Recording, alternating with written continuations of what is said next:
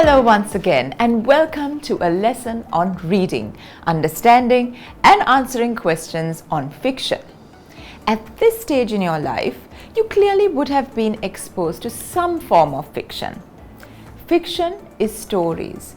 They are written out to entertain. In any society, stories are important and they impart valuable messages.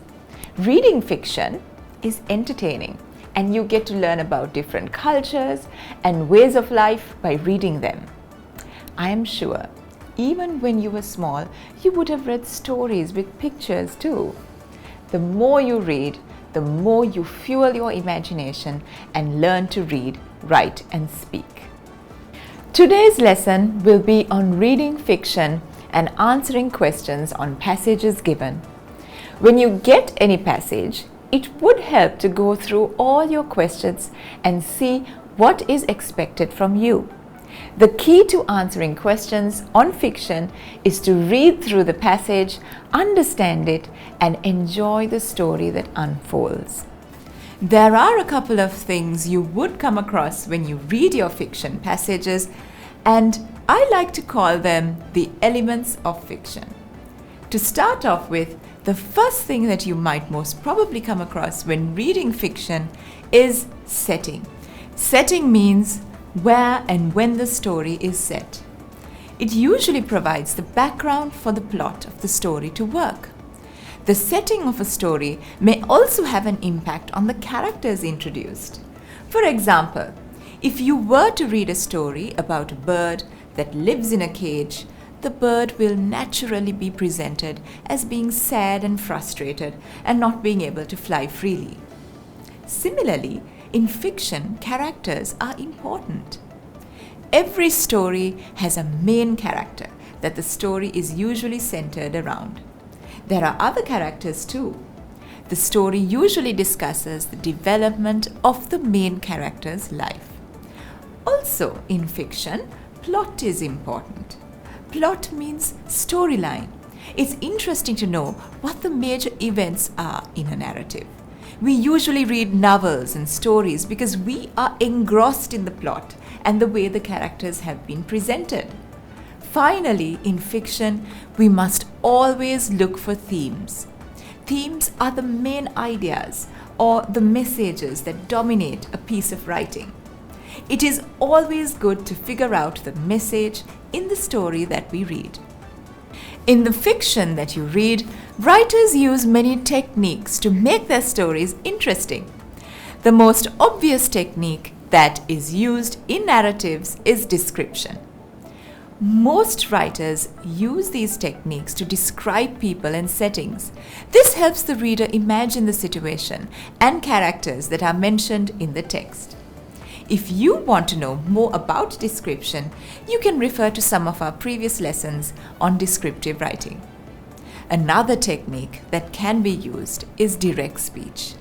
In order to make a story more interesting, writers may use direct speech. This gives us an idea about how writers sound and feel.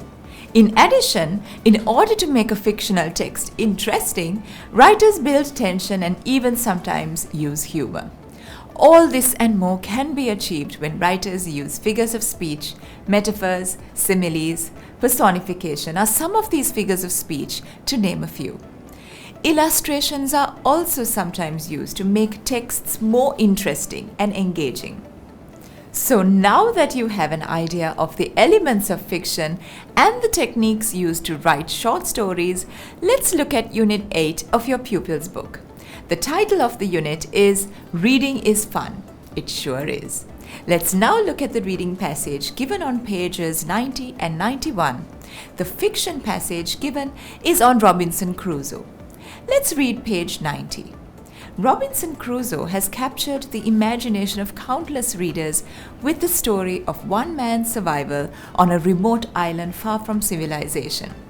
The book is thought to be one of the first English novels, but it is a timeless story of a merchant's trading voyages and adventures at sea. Read the extract taken from it and do the activities that follow. As you can see, there are two pictures given One is the cover of the novel, and the other is a picture of Daniel Defoe, the author of the book. There is a small description of Daniel Defoe below his picture. There is a reason why it's important to find out about writers of texts, because then we have an idea about what they were exposed to during that time.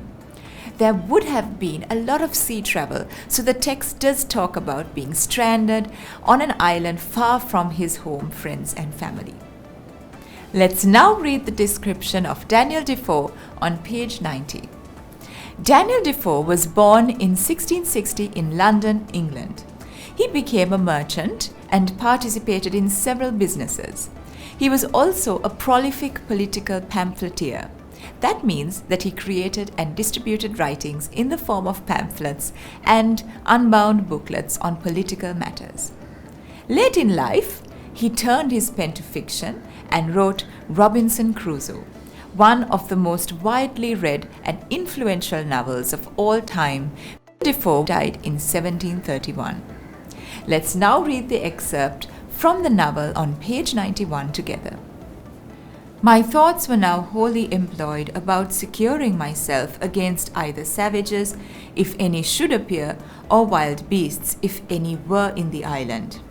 And I had many thoughts of the method how to do this, and what kind of dwelling to make, whether I should make me a cave in the earth, or a tent upon the earth, and in short, I resolved upon both, the manner and description of which it may not be improper to give an account of.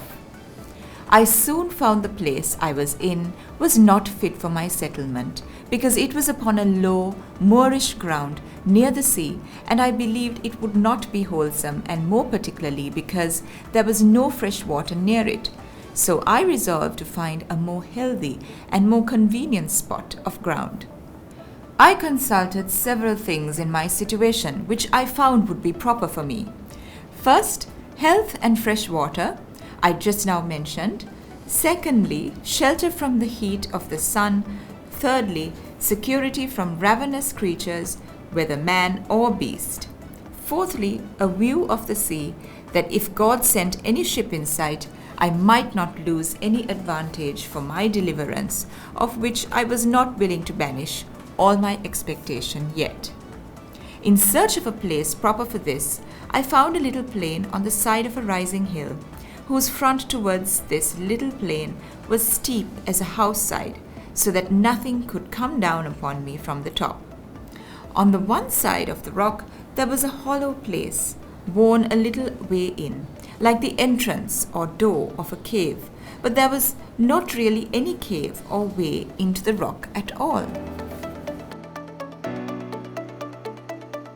The language used is somewhat high-flown, but that is because this text was written in the 18th century.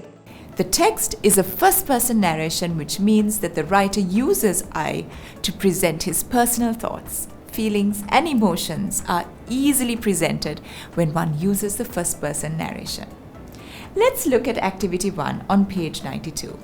The first question is a true or false question. Let's do it together. Indicate whether the following sentences are true or false. Robinson Crusoe was concerned about his security in the remote island. True. He was not sure whether there were wild animals in the island. True. He found the place he was already in suitable for his settlement. False. He has fresh water where he already lived. False. He wanted a view of the sea in the new place he was going to settle in. True. Answer the following questions. Against what did Robinson Crusoe want to secure himself?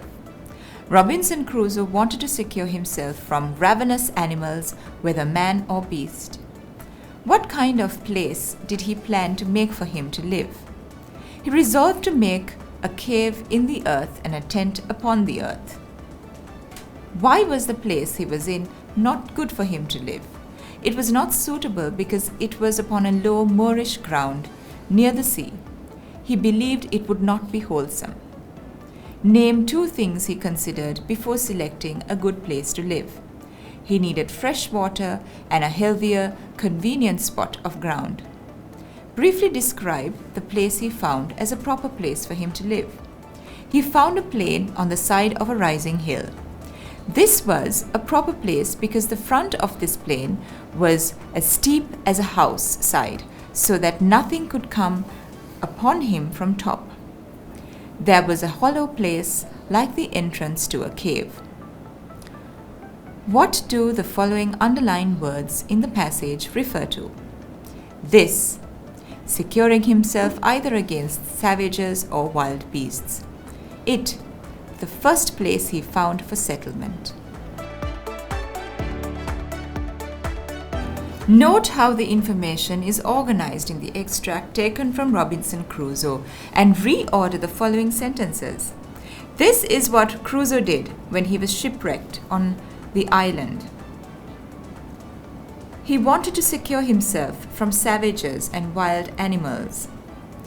He assessed the conditions of the place he was already in. He resolved to find a suitable place to live.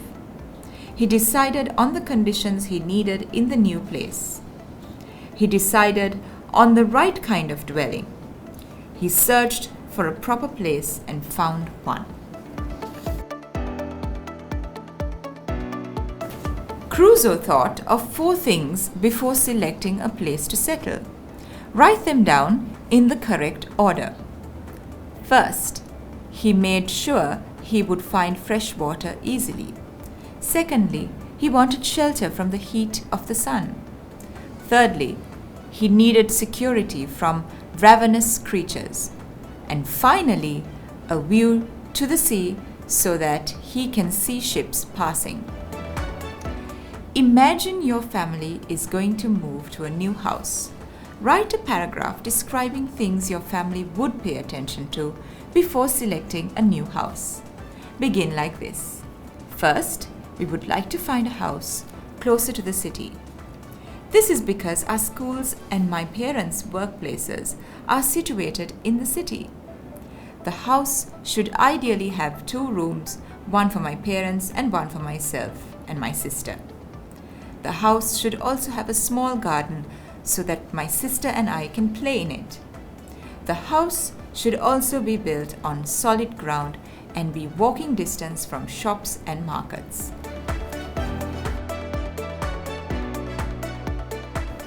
When reading the passages and finding answers for the questions given, you can skim and scan. If you want to know how to skim and scan, you can look at one of my previous lessons. Reading through fiction and understanding what to expect in fiction isn't too difficult. I hope this lesson was useful. Please do subscribe to our channel and view many more lessons like the one you just experienced, all based on your grade 11 syllabus. Have a great day.